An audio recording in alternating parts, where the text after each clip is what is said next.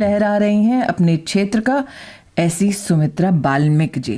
वैसे सुमित्रा जी को अगर आप देखें तो आपको इस बात का विश्वास नहीं होगा कि खो खो भी खेलती हैं, कबड्डी भी खेलती हैं, कंचे भी खेलती हैं, 3 बार का निगम का चुनाव भी लड़ चुकी हैं, आप निगम पार्षद भी रह चुकी हैं, सफाई कर्मचारी आयोग में भी रह चुके हैं। अब ये बताइए सुमित्रा जी, कंचे खेलना अच्छा लगता है या राजनीति अच्छी लगती है?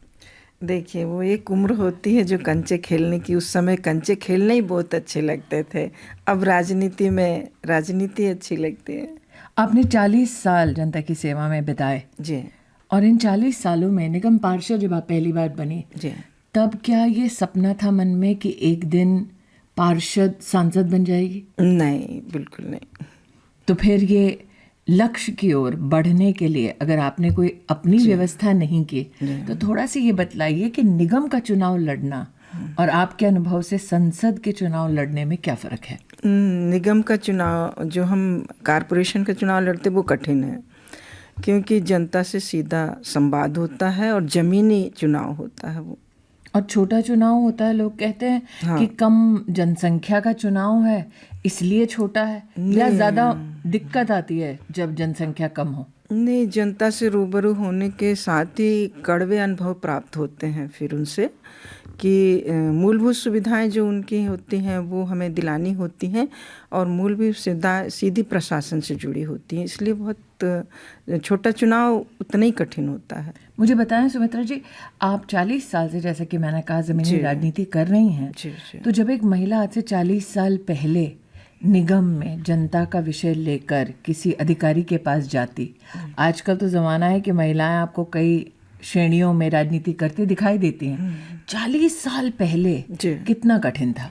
पहले मोबाइल नहीं था और ज़्यादा करके पैदल जाने पड़ते थे सरकारी उसमें। अब साधन बहुत हो गए हैं, तो कठिन काम हुआ करता था। हमारी सरकार भी नहीं थी और प्रशासन भी हमारा नहीं था, तो काम कराने थोड़े कठिन होते थे। आए दिन विवादों की स्थिति होती थी अधिकारियों से, लेकिन काम कराने में बड़ा संतोष प्राप्त होता था। जब काम होता था लोगों का, महिलाओं का, कि उनके बच्चों के एडमिशन नहीं हो रहे, या मान लीजिए अस्पताल में कोई महिला भर्ती हो रही है तो बाहर पड़ी हुई है, तो उसको ले जाके भर्ती करवाना, तो अस्पताल में भी विवाद होता था।